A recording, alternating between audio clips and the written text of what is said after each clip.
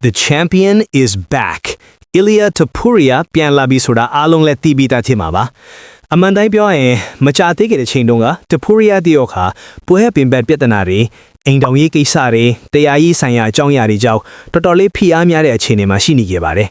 အဲ့ဒီအချိန်မှာပြည်သက်တွေကြားထဲမှာ Topuria ပြန်လာနိုင်ပါအောင်မလားသူခရီးယားပိုင်းထိခိုက်သွားပြီလားဆိုတဲ့မေးခွန်းတွေအများကြီးထွက်လာခဲ့ပါတယ်။ဒါပေမဲ့အခုတော့အရာအလုံးပြောင်းလဲသွားပါပြီ။ Topuria ကိုယ်တိုင်ကသူ့ရဲ့ Instagram မှာ The champ is back ဆိုပြီး post တင်လိုက်ပါတယ်။ဒီစာကြောင်းတူလင်းကပဲသူ့ရဲ့စိတ်ပိုင်းဆိုင်ရာအခြေအနေဘလောက်ပြန်တည်ငြိမ်လာပြီလဲဘလောက် confident ဖြစ်နေပြီလဲအကုန်ပြောပြနေသလိုပါပဲ။ကဲမေးခွန်းကဒီမှာပါ။သူပြန်လာရင်ဘယ်သူနဲ့ထိုးမှာလဲ။လက်ရှိထွက်နေတဲ့သတင်းတွေအရဆိုရင် Justin Gaethje နဲ့ပွဲက90%လောက်တေးကြနေပြီလို့ပြောလို့ရပါတယ်။ Gaethje ကိုယ်တိုင်လည်းဒီပွဲနဲ့ပတ်သက်ပြီး hint ပေးထားတာရှိပါတယ်။အခုအရေးကြီးတာက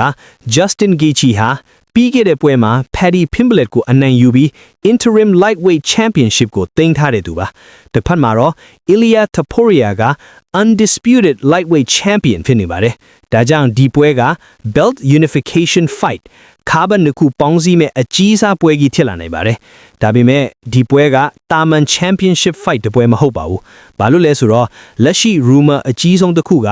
ဒီပွဲကို White House event မှာထည့်သွင်းမယ်ဆိုတာပါ။ MMA ပွဲတစ်ပွဲကိုဒီလိုနိုင်ငံရေးသမိုင်းဝင်နေရာမျိုးမှာကျင်းပမယ်ဆိုတာအရင်ကတခါမှမကြားဘူးပါဘူး။ Justin Gaethje ကိုယ်တိုင်ကလည်းဒါဟာသမိုင်းဝင်ပွဲတစ်ပွဲဖြစ်လာလိမ့်မယ်ကိုပြောထားပါတယ်။အခု Topuria ရဲ့အခြေအနေကိုနည်းနည်းလေ့လာကြည့်အောင်။လူအများစုကမသိတာကပြဿနာတွေအလယ်မှာရှိနေပေမဲ့ Topuria ဟာ training ကိုတရက်မှမပြတ်ခဲ့ပါဘူး။သူ့ရဲ့ boxing accuracy punch timing movement အကုန်လုံးကအရင်လိုပဲ short ထင်နေစေပါ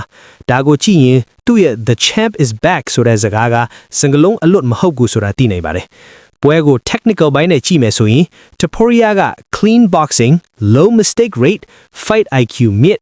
Gaethje ကတော့ pressure durability chaos ထဲကအနိုင်ယူတတ်တဲ့ fighter ဒီနှစ်ယောက်စုံသွားရင်ပွဲကပောက်ကွဲထွက်မယ်ဆိုတာမေးစရာမလိုပါဘူးဒါပေမဲ့ဒီပွဲရဲ့အဆုံးဖြတ်ကtechnique မဟုတ်ပဲ mental state ဖြစ်လာနိုင်ပါတယ်။အိမ်တောင်ကြီးပြဿနာတွေရှင်းသွားပြီး focus 100% နဲ့ပြန်လာတဲ့ Topuria ကိုလက်ရှိ lightweight division မှာဘယ်သူမှရောတွက်လို့မရပါဘူး။အကယ်၍ဒီပွဲကတကယ်ပဲ White House မှာဖြစ်လာမယ်ဆိုရင်ဒါဟာ MMA လောကအတွက်အကြီးဆုံးမှတ်တိုင်တစ်ခုဖြစ်လာပါလိမ့်မယ်။ Okay အခုတော့မေးချင်ပါတယ်။ Ilia Topuria ကပဲသူ့ရဲ့ undisputed belt ကိုကာကွယ်တော်မလား။ဒါမှမဟုတ် Justin Gaethje ကပဲinterim ကနေ real champion ဖြစ်လာမလား White House fight ကတော့တကယ်ပဲဖြစ်လာနိုင်မလားမင်းတို့ရဲ့အမြင်တွေကို comment မှာမျှဝေပေးခဲ့ပါအောင်